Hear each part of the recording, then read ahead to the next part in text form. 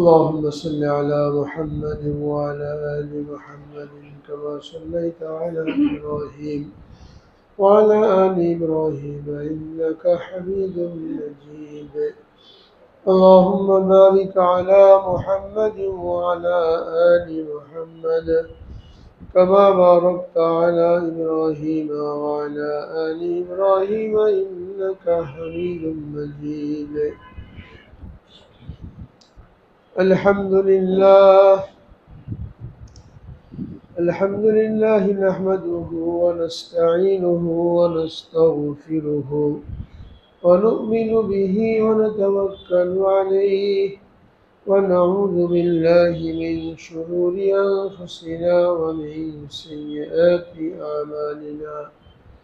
من يهده الله فلا مضل له ومن يضلله فلا هادي له. ونشهد أن لا إله إلا الله وحده لا شريك له ونشهد أن سيدنا وسندنا ومولانا محمدا عبده ورسوله صلى الله تعالى عليه وعلى آله وصحبه وبارك وسلم تسليما كثيرا. أما بعد قال الله تبارك وتعالى في كلامه المجيد والفرقان الحميد: ومن أحسن قولا ممن دعا إلى الله وعمل صالحا وقال إنني من المسلمين. وقال تعالى: إن الذين آمنوا وعملوا الصالحات كانت لهم جنات الفردوس نزلا. صدق الله العظيم وصدق رسوله النبي الكريم ونحن على ذلك من الشاهدين والشاكرين. الحمد لله رب العالمين. अल्हम्दुलिल्लाह। मोहतरम हाज़रीन, बिरादरान इस्लाम, আল্লাহ রাব্বুল আলামিন আমাদেরকে যে সমস্ত নিয়ামতের মধ্যে ডুবিয়ে রেখেছেন, এই সমস্ত নিয়ামতের মধ্যে আমাদের মুসলমান হওয়া, ঈমানের দৌলত লাভ করা, এটা সবচেয়ে বড় নিয়ামত আল্লাহ তাআলার।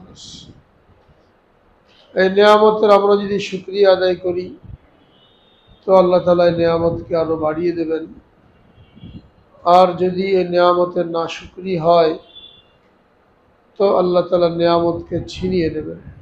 প্রত্যেকটা নিয়ামতের ক্ষেত্রে একই হুকুম আল্লাহ রাব্বুল আলামিন কোরআনে পাকের মধ্যে জানিয়ে দিয়েছেন: লাইন শাকারতুম লাযিদান্নাকুম ওয়া লাইন কাফারতুম ইন্না আযাবি লাশাদীদ।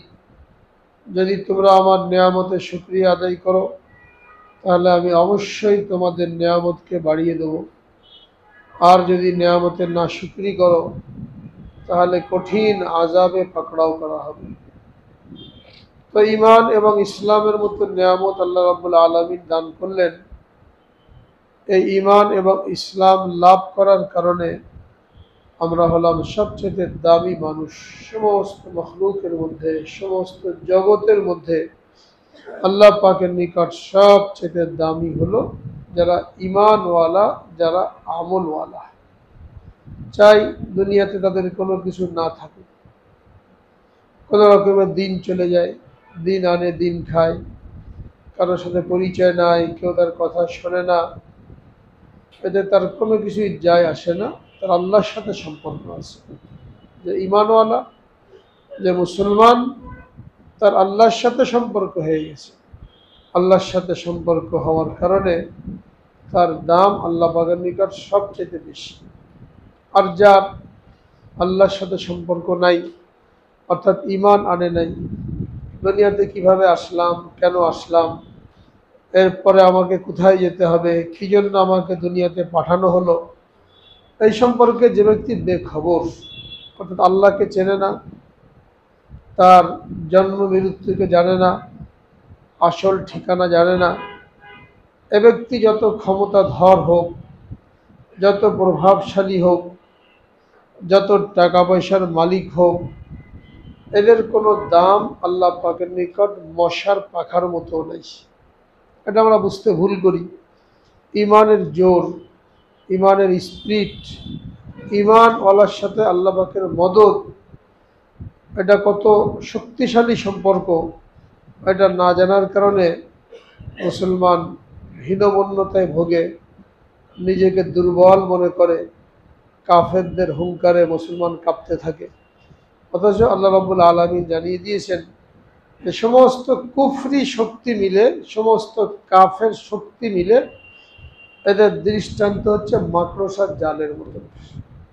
মাকড়সা যদি একটা ঘরের মধ্যে 1 বছর ধরে জাল বনে, পুরা ঘরের মধ্যে জাল বুনে রেখেছে, সেখানে মশা পড়ে, মাছি পড়ে, ছোট ছোট পোকা পড়ে, মাকড়সা এগুলো ধরে খেয়ে নেই, তো মাকড়সা নিজেকে শক্তিশালী মনে করে যে আমি খুব পাওয়ারফুল, পুরা ঘরের উপরে আমার রাজত্ব, যে কোনো এখানে মশা মাছি পড়ুক, সাথে সাথে আমার জালে বন্দি হয়ে যাবে। তো মাকড়সা গর্বের সাথে ঘরের এ মাথা থেকে ও মাথা, ও মাথা থেকে মাথা ছুটাছুটি করতে থাকে, নিজেকে অনেক শক্তিশালী মনে করে। কিন্তু ঘরের মালিক যখন ওই ঘরকে আবাদ করার ইচ্ছা করে, বসবাস করার ইচ্ছা করে, তো একটা ঝাঁটা নিয়ে এক বাড়ি দিলে এই মাকড়সার 1 বছরের মেহনত 1 মিনিটের মধ্যে শেষ হয়ে যায়। আল্লাহ রাব্বুল আলামিন সূরা কোরআনে পাকের 20 পারার মধ্যে একটা সূরা নাজিল করেছেন। ওই সূরার নামই হলো সূরা আনকাবুত। আনকাবুত মানে মাকড়সা। অর্থাৎ মাকড়সা কত দুর্বল, যদিও সে নিজেকে শক্তিশালী মনে করে।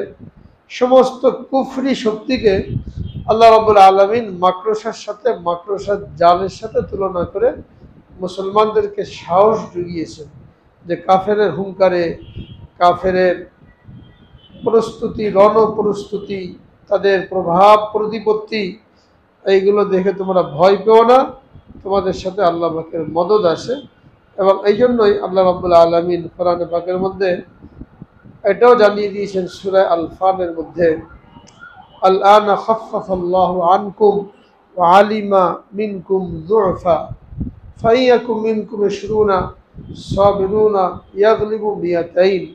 যদি তোমাদের মধ্যে 20 জন মুজাহিদ থাকে যে আল্লাহর উপরে ভরসা করবে, ইয়াকিন রাখবে, তো এই 20 জন 200 জন কাফেরের মোকাবেলার জন্য যথেষ্ট হবে। কাফের থাকবে 2 জন, 200 জন, মুসলমান থাকবে মাত্র 20 জন। এই আনুপাতিক হারে চলতে থাকবে। এটা হলো ইমানি শক্তি। ইমানি শক্তির কারণে আল্লাহ রাব্বুল আলামিন 10 গুণ পর্যন্ত মোকাবেলা করার শক্তি মুসলমানদেরকে দান করবেন।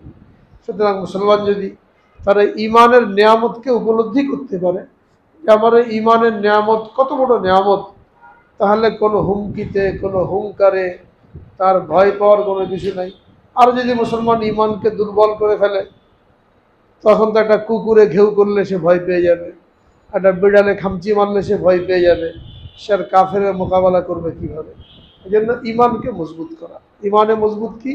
ইমানের মধ্যে কোনো রকমের শিরকের প্রভাব না আসে, কোনো রকমের সন্দেহ সংশয় ইমানের মধ্যে প্রবেশ না করে, পরিপূর্ণ ইয়াকিন আল্লাহ পাকের জাতের উপরে থাকবে।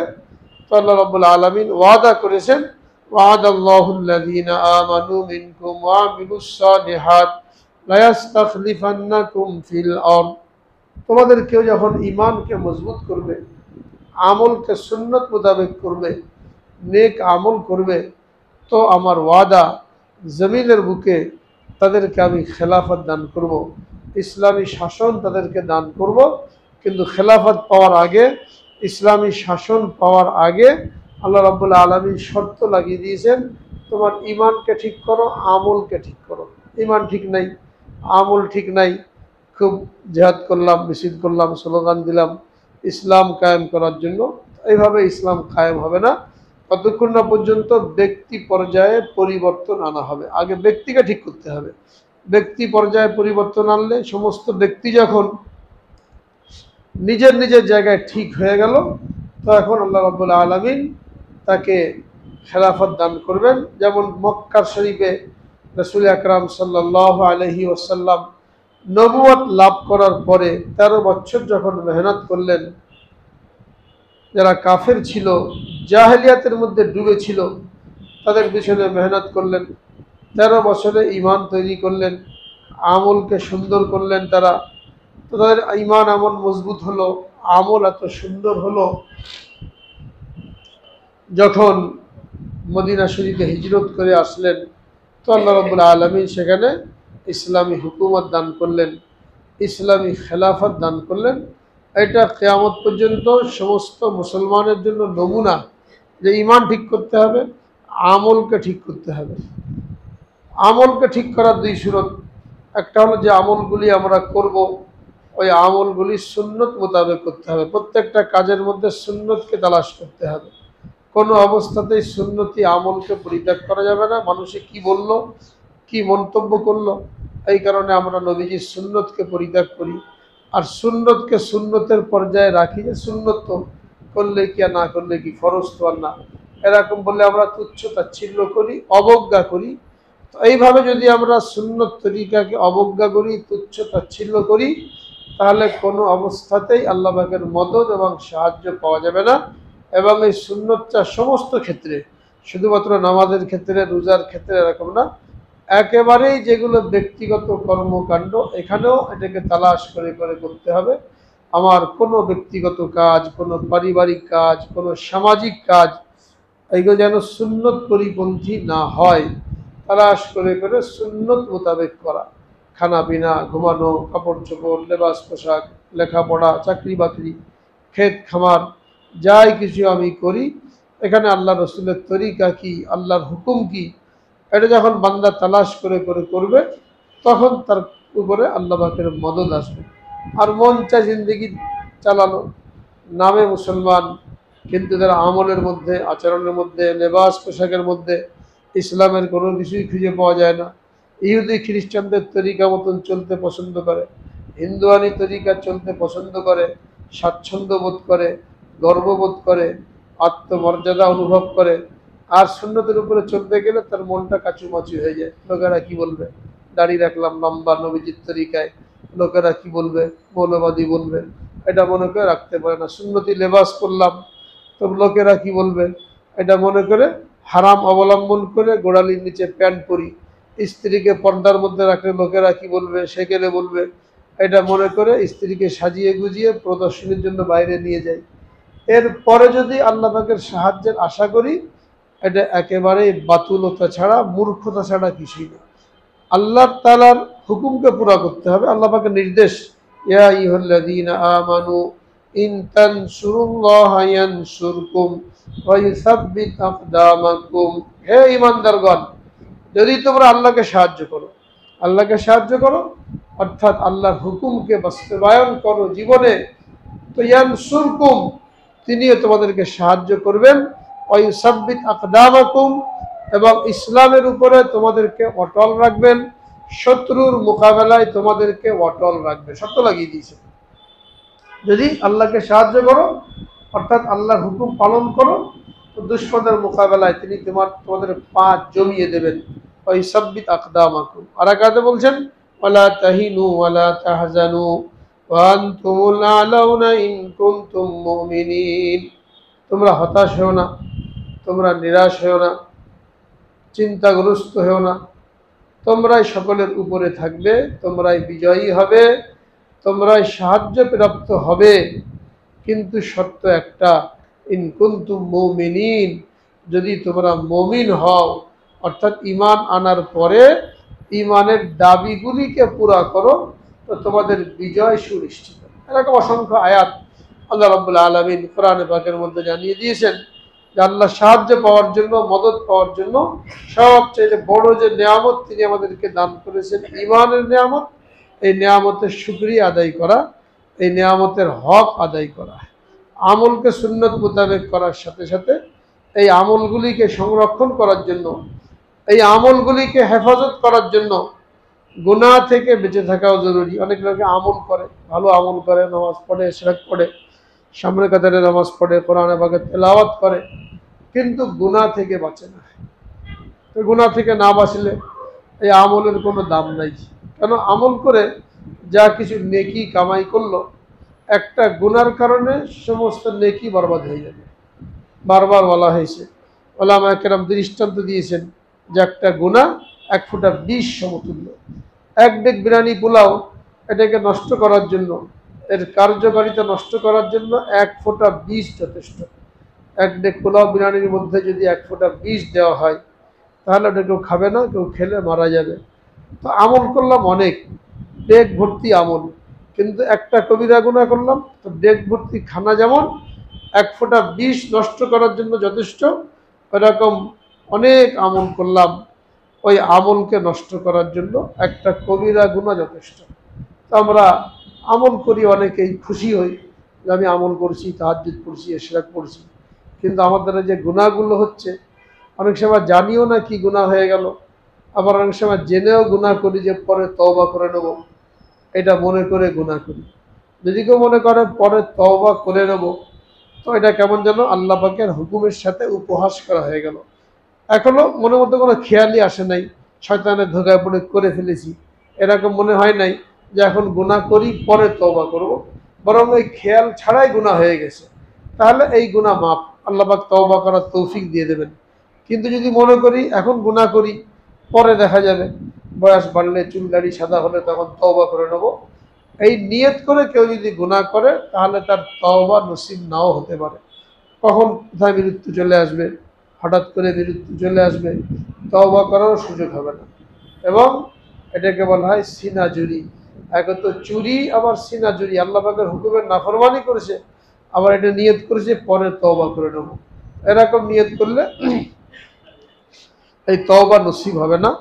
এই জন্য গুনাহ থেকে বেঁচে থাকা, বিশেষ করে যে সমস্ত গুনাহগুলি বান্দার সাথে সম্পর্কিত, বান্দার হক সম্পর্কিত, আল্লাহর হকের মোকাবেলায় এই গুনাহ থেকে বেঁচে থাকা বেশি জরুরি। আল্লাহর হক নষ্ট করা, এটাও কবিরা গুনাহ। বান্দার হক নষ্ট করা, এটাও কবিরা গুনাহ। আল্লাহর হক নষ্ট করলে আল্লাহর কোনো ক্ষতি নাই, বান্দা নিজে ক্ষতিগ্রস্ত হবে, কিন্তু পরে তওবা করার সুযোগ থাকে, তওবা করে আল্লাহ তাআলা মাফ করে দেবেন। যেমন নামাজ পড়া ফরজ, নামাজ না পড়া কবিরা গুনাহ। তখন ব্যক্তি নামাজ পড়লো না, অলসতার কারণে, শয়তানের ধোঁকার কারণে, যে কোনো কারণে হোক, এটা আল্লাহর হক নষ্ট করা হলো, আল্লাহর কোনো ক্ষতি হয় নাই, বান্দা ক্ষতিগ্রস্ত হয়েছে। পরে যদি তওবা করে তো আল্লাহ তাআলা মাফ করে দেবেন, হয়তো আল্লাহ পাক তাকে তওবার তৌফিক দিয়ে দেবেন। কিন্তু বান্দার হক যদি নষ্ট করা হয়, তাহলে এখানে তওবা করলেও মাফ হবে না। বান্দার হক খুব মারাত্মক। বান্দার হক তওবা করলেও মাফ হবে না, মানে আস্তাগফিরুল্লাহ পড়লাম, আল্লাহর হক নষ্ট করে আস্তাগফিরুল্লাহ পড়লাম, কান্নাকাটি করলাম, তো আল্লাহ মাফ করে দিলেন। কিন্তু বান্দার হক নষ্ট করে চোখের পানি ফেললাম, আস্তাগফিরুল্লাহ পড়লাম, এর দ্বারা মাফ হবে না যতক্ষণ না পর্যন্ত ওই জিনিসটা বান্দাকে ফেরত দেওয়া হবে। যদি মাল সম্পর্কিত হয়, ওই মালটা ফেরত দিতে হবে। যদি তাকে শারীরিক কষ্ট দেওয়া সম্পর্কিত হয়, তাহলে তার কাছে সরাসরি মাপ চাইতে হবে। যদি মানসিক কষ্ট সম্পর্কিত হয়, যেমন গীবত করলে মানুষের মনে কষ্ট পায়, তো সেখানেও তার কাছে সরাসরি উল্লেখ করে মাপ চাইতে হবে, এরপরে কান্নাকাটি করলে মাপ হবে। এখন এরকম তো সুযোগ খুব কম আসে, একজনে গীবত করলাম, সে লোক এখানে নাই, কোথায় চলে গেছে, তো কেমনে মাপ চাইব? একজনের শারীরিক কষ্ট দিলাম, এই এলাকায় না, অন্য জায়গা থেকে আসছিল, তো তার কাছে কেমনে মাপ চাইব? এগুলো সহজ না। বান্দার হক নষ্ট করে মাপ চাওয়া সহজ না, আল্লাহর হক নষ্ট করে মাপ চাওয়া সহজ। নামাজ ছুটে গেছে, নামাজ কাদা করে নিলাম, আল্লাহর কাছে মাপ চাইলাম, আল্লাহ মাফ করে দেবেন। কিন্তু বান্দার হক নষ্ট করে ওই বান্দাকে সবসময় পাওয়া যাবে না, আবার পাওয়া গেলে তার ইগো তাকে বাধা দেবে, যে ছোট হয়ে তার কাছে যাব, তার পায়ে ধরবো, তার কাছে ক্ষমা চাইবো, মন চাই মাঝে মাঝে যাই মাপ চাই, ভুলটা স্বীকার করি, কিন্তু আবার নফস এসে বাধা দেই, ছোট হওয়ার কি দরকার? হ্যাঁ, এইভাবে কাশমাকাশ চলতে থাকে, দ্বিধাদ্বন্দ্ব চলতে থাকে, মাপ আর চাওয়া হয় না।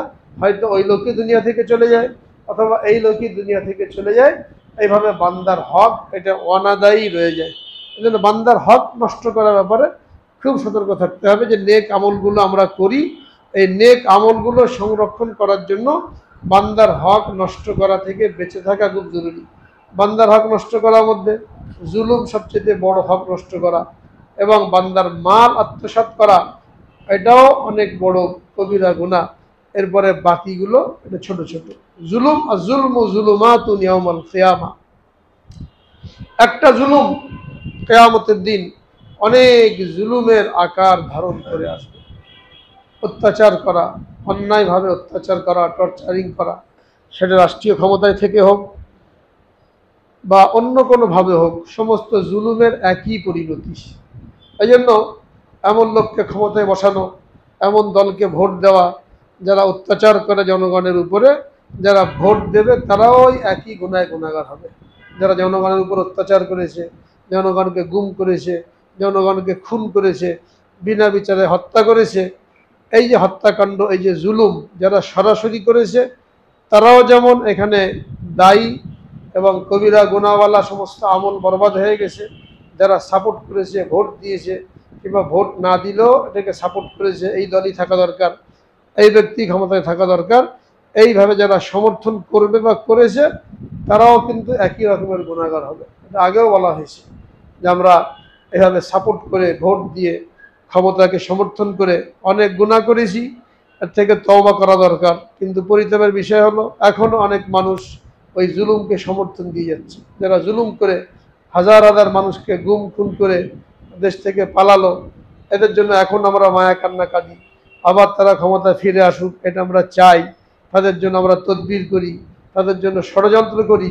এর অর্থ হলো এই স্বৈরাচার, এই জালেম, এদেরকে আমরা এখনও সমর্থন করে যাচ্ছি। জনগণের কোটি কোটি টাকা তসরুপ করে দেশ থেকে পাচার করে যারা দেশকে দেউলিয়া করে দিয়ে গেল, জিনিসপত্রের দাম আকাশচুম্বী হয়ে গেল, এইগুলো পিছনে যারা দায়ী, আল্লাহ পাকের মায়েরে তারা যখন পলায়ন করলো, এখন তাদের জন্য মায়া কান্না করার অর্থ হলো এই সমস্ত জুলুমের স্বীকৃতি আমি আপনি দিচ্ছি। যারা সমর্থন করেছি আবার ফিরে আসুক, আবার ষড়যন্ত্র করে দেশকে অস্থিতিশীল করে দিই, দেশ অস্থিতিশীল হয়ে যাক, আবার এই সুযোগে অন্য কোনো শক্তি আসুক, এটা যারা মনে মনে কামনা করে তারাও কিন্তু ওই একই রকমের গুনাহগার।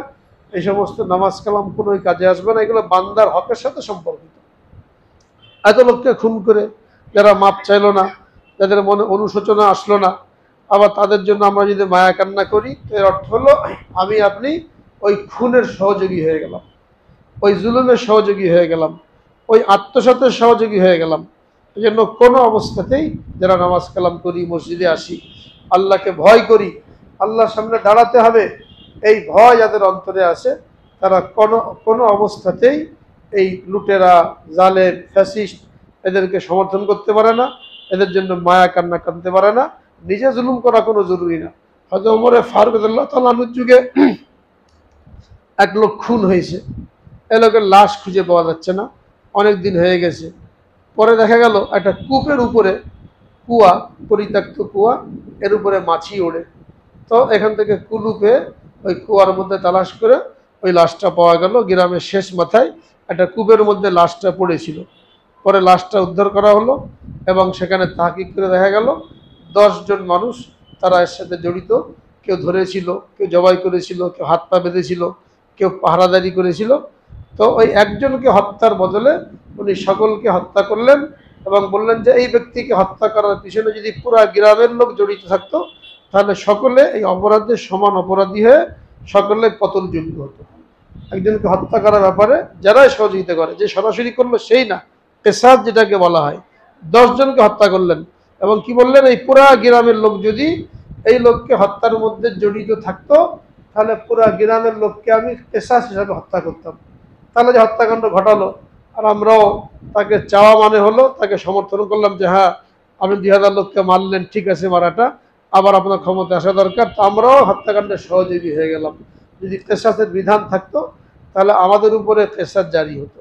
এই জন্য প্রত্যেকের নিজের হিসাব করা দরকার যে আমার কবরে আমাকে যেতে হবে, আল্লাহ পাকের সামনে দাঁড়িয়ে আমাকে আমার আমলের হিসাব দিতে হবে। কোনো নেতা আমার হিসাবের জন্য এগিয়ে আসবে না, কোনো মন্ত্রী এমপি আমার হিসাবের জন্য এগিয়ে আসবে না। তো আমি কার জন্য খামাখা জীবন দেবো, কাকে সমর্থন করে আমার ইমান আমলকে বরবাদ করব? এটা প্রত্যেক দলের যারা সমর্থক থাকে বা ব্যক্তিগত পর্যায়ে সমর্থক থাকে প্রত্যেকের নিজের আমলের চিন্তা করা দরকার যে আমার কবরে কি হবে, আল্লাহ পাকের সামনে আমি কিভাবে হিসাব দেবো। তো কবিরা গুনাহ এর মধ্যে একটা হলো জুলুম। এই জুলুমটা যে কোনো হতে পারে, হত্যার মাধ্যমে হতে পারে, শারীরিক নিগ্রহের মাধ্যমে হতে পারে, গুমের মাধ্যমে হতে পারে, বা অন্য কোনোভাবে তাকে লাঞ্ছিত করার মাধ্যমে হতে পারে। আর জুলমু জুলুমাতুন ইয়াউমাল কিয়ামা, কিয়ামতের দিন এগুলো অনেক জুলুমের আকার ধারণ করে আসবে। আর একটা হলো মানুষের সম্পদ আত্মসাৎ, 1 টাকা হোক 100 টাকা হোক। হাদিসের মধ্যে কি বলা হয়েছে, কেউ যদি কারো 10 পয়সা সমান পরিমাণ আত্মসাৎ করে অন্যায়ভাবে হারাম পথে, তাহলে ওই 10 পয়সা সমানের জন্য 700 রাকাত ফরজ নামাজ তার আমল নামা থেকে নিয়ে নেওয়া হবে। যারা কোটি কোটি টাকা পাচার করে বিদেশে গাড়ি বাড়ি করলো, দেশের মধ্যে এইগুলোকে ভোগের মধ্যে লাগালো, তো 10 পয়সার কথা বলা হয়েছে। দানেক, আরবিতে দানেক বলা হয়, 1 দিরহামের 6 ভাগের 1 ভাগ। এই পরিমাণ আত্মসাৎ করলে তার 700 রাকাত ফরজ নামাজ দিয়ে দিতে হবে। তো আমাদের সমর্থনে, আমাদের ভোটে যারা কোটি কোটি টাকা আত্মসাৎ করে দেশ বিদেশে এগুলো পাচার করলো, আর আমরা এখন তো সাফাই গিয়ে যাচ্ছি, তো এখানে তাদের সাথে সাথে আমাদেরও কিন্তু আমল কালাম কিছুই থাকবে না, সব নিঃশেষ হয়ে যাবে। জমি কেউ যদি আত্মসাৎ করে 1 বিঘত পরিমাণ অন্যায়ভাবে, তাহলে কিয়ামতের দিন 7 তবক জমিন তার মাথায় চাপিয়ে দেওয়া হবে। কত জায়গা জমি দখল করা হয়েছে, সরকারি খাস জমি, পুকুর, খাল, নদী ভরাট করে বাড়ি গাড়ি করা হয়েছে, জাল দলিলের মাধ্যমে কত জমি জায়গা দখল হয়েছে। দলীয়ভাবে হয়েছে, এখনো চলছে ব্যক্তিগত পর্যায়ে। কত মানুষ কত জনের জমি জায়গা দখল করে নিচ্ছে, জাল দলিল বানিয়ে বাড়ি দখল করে নিচ্ছে, দোকান দখল করে নিচ্ছে, এই নিয়ে মারামারি চলছে। অথচ একজন হক একজন না হক এটা সকলেই জানে। দুজন কখনো হক হবে না, একজন হক হবে একজন না হক হবে। যে জানে যে আমি না হক, তারপরেও জাল দলিলের মাধ্যমে কারো দোকান আত্মসাৎ করতে চাইলাম, কারো বাড়ি আত্মসাৎ করতে চাইলাম, কোনো মার্কেট আত্মসাৎ করতে চাইলাম। 1 বিঘত জমি সম্পর্কে যেখানে বলা হয়েছে, অন্যায়ভাবে কেউ যদি 1 বিঘত জমি আত্মসাৎ করে, কিয়ামতের দিন 7 তবক জমিন তুলে তার মাথায় চাপিয়ে দেওয়া হবে। ফয়সালা না হওয়া পর্যন্ত 50,000 বছর তাকে হাসরের ময়দানে দাঁড়াতে হবে। রাসূল আকরাম সাল্লাল্লাহু আলাইহি সাল্লামের খেদমতে এক বাদী এক বিবাদী একটা জমি সংক্রান্ত ঝগড়া নিয়ে হাজির হলো। তো যিনি জমির মালিক ছিলেন, তিনি অত জোরালো যুক্তি উপস্থাপন করতে পারেন নাই, সাহাবী ছিলেন। আর যে ব্যক্তি জমির মালিক ছিল না, সে ছিল মুনাফিক, সে ছিল চাপাবাজ। সে খুব জোরালো যুক্তি উপস্থাপন করে দাবি করলো জমিটা আমার। রাসূল আকরাম সাল্লাল্লাহু আলাইহি ওয়াসাল্লাম যদি গায়েব জানতেন না, আলেমুল গায়েব তো একমাত্র আল্লাহ, নবীজি গায়েব জানেন না, আল্লাহ পাক তাকে যতটুকু জানিয়েছে অতটুকু জানেন। তো উনি এই যুক্তি দেখে, চাপার জোর দেখে তার ব্যাপারে ফয়সালা করলেন যে তোমার জমি। কিন্তু সন্দেহ হলো, তো যে বলে দিলেন যে আমি কিন্তু মানুষ, আমি গায়েব জানি না, কিন্তু তোমাদের কারোর মুখের কথার জোরে যদি আমি কারোর জন্য জমির ফয়সালা করি, এর অর্থ এই না যে তার জন্য ওটা হালাল হয়ে গেল। সে জানে যে আমার না, তাকে আমি জাহান্নামের টুকরা টেনে দিলাম। চাপার জোরে, দলিলের জোরে সে এটা পেয়ে গেল, কিন্তু সে জানে আমি এ জমির মালিক না, আমি এ বাড়ির মালিক না। কিন্তু যে কোনোভাবে হোক উকিল টুকিয়ে ম্যানেজ করে টাকা পয়সা দিয়ে নিল। তো কি বললেন যে আমি তাকে জাহান্নামের একটা টুকরা দিলাম, তার জন্য ওটা জায়েজ না। আমি ফয়সালা দেওয়ার কারণে জায়েজ হয়ে গেল না, জজের ফয়সালা দেওয়ার কারণে, কোর্টের ফয়সালা দেওয়ার কারণে ওটা জায়েজ হবে না, যদি কিনা সে প্রকৃত মালিক না হয়। তো যারা আমরা লড়াই করি, মামলা মোকদ্দমা করি, জমি জায়গা নিয়ে দৌড়োদৌড়ি করি, দলিল ইত্যাদি নিয়ে, তো সবাই জানে যে কে হক কে না হক। যে দৌড়চ্ছে, যার বিরুদ্ধে দৌড়াচ্ছে, একজন হক, দুজন তার হক হবে না। তো জানে কে হকদার, তো নিজের থেকে সরে আসা দরকার। এরকম মামলা মোকদ্দমা চললে নিজের থেকে এটাকে উঠিয়ে নেওয়া দরকার। কিয়ামতের কথা মনে করে যে আমি এটা কি করবো, কার জন্য রেখে যাচ্ছি। আজকে জাল দলিল দিয়ে, জাল মোকদ্দমা মামলা করে আমার ছেলে পেলের জন্য রেখে যাচ্ছি, এদেরকে আমি জাহান্নামের আগুন দিয়ে যাচ্ছি। আমি মরে যাব, এই মামলা চলতেই থাকবে। একটা মামলা কতদিন চলে? 20 বছর, 30 বছর। যত মামলা চলছে কোর্টে, 40 লাখ মামলা ঝুলন্ত আছে, এর মধ্যে 22 লাখ মামলা হলো এই জমি জায়গা সংক্রান্ত। যদি এই ভয়টা মনের মধ্যে চলে আসে যে এক টুকরা জমি জাল দলিলের মাধ্যমে নেওয়া মানে হলো জাহান্নামের একটা টুকরা নেওয়া পেটের মধ্যে, তাহলে এই মামলাগুলো এমনি খতম হয়ে যায়। এখানে দিনের পর দিন কোর্টের বারান্দায় ঘুরতে হয় না। এই জন্য সকলের মধ্যে এই ভয়টা আসা দরকার যে কোনো অবস্থাতেই আর একজনের জমি, অর্থ, সম্পদ এইগুলো আত্মসাৎ করে আমি জাহান্নামের আগুনকে আমার পেটের মধ্যে না ঢুকাই, তাহলে নামাজ কালাম যাই কিছু করবো সব কিন্তু বরবাদ। তো মূল কথা হলো আল্লাহ রাব্বুল আলামিন তাকে ঈমান দিয়েছেন, এই ঈমান নামক নিয়ামতের শুকরিয়া আদায় করা দরকার এইভাবে যে ঈমানের দাবি, ঈমানের হক পুরা করতে হবে। ঈমানের হক হলো যে সমস্ত আমলগুলি আল্লাহ রাব্বুল আলামিন আমাদেরকে দিয়েছেন, এই আমলগুলি সুন্নত মোতাবেক করা, এবং এই আমলগুলির সওয়াব বাকি রাখার জন্য গুনাহ থেকে বাঁচা। বিগত কয়েক সপ্তাহে অনেক গুনাহ কথা আলোচনা হয়েছে, এই সমস্ত গুনাহ থেকে বাঁচা। আর এই গুনার মধ্যে সবচেয়ে বড় গুনাহ হলো বান্দার হক নষ্ট করা। বান্দার হকের মধ্যে বড় হক হলো জমি জায়গা সংক্রান্ত এবং অর্থ সংক্রান্ত, এর থেকে বিশেষভাবে বেঁচে থাকা। তাহলে আমাদের আমলটা বাকি থাকবে, ইমানটা কাজে আসবে। আর এই যদি না হয়, নিজেরা লড়াই দ্বন্দ্বের মধ্যে লিপ্ত, তাহলে হিন্দুরা হুমকি দেবে, আমরাও ভয় পেয়ে যাব, এদের সামনে দাঁড়ানো কোনো সাহস হবে না। আমাদের এই দুর্বলতার কারণেই, নিজেদের মারামারি কাটাকাটির কারণেই আজকে হিন্দু যারা আল্লাহকে বিশ্বাস করে না সবচেয়ে নিকৃষ্ট, কুকুরের চাইতে নিকৃষ্ট। আল্লাহ পাকের ঘোষণা অনুযায়ী, হ্যাঁ, তারা কি বলে, পেশাব করলে বাংলাদেশ ভেসে যাবে। আমরা যদি পেশাব করে দিই তো বাংলাদেশ ভেসে যাবে। এই কথা বলার সাহস কেন পায়? আমার আপনার এই জোট চুরি জুলুম এই সমস্ত কারণে তারা এই সমস্ত কথা বলার সাহস পায়। আমাদের ইমান যদি মজবুত হয়ে যায়, আমল যদি সহি হয়ে যায়, তাহলে এরকম কোনো কথা বলারই সুযোগ পাবে না। তো আমরা আমাদের নিজেদের ফিল খারাপ করেছি, নিজের আত্মসাৎ জুলুমের কারণে এদেরকে সুযোগ করে দিয়েছি। এই জন্য নিজেদের এ সমস্ত কৃত কর্ম থেকে তওবা করা, ফিরে আসা, বিশেষ করে বান্দার হক কোনোভাবেই আমাদের দ্বারা নষ্ট না হয়, এটা খেয়াল করতে হবে। আল্লাহ রাব্বুল আলামিন সকলকে তৌফিক দান করেন, সমস্ত গুনাহ থেকে বাঁচিয়ে রাখেন। ওয়া আখিরু দাওয়ানা আলহামদুলিল্লাহি।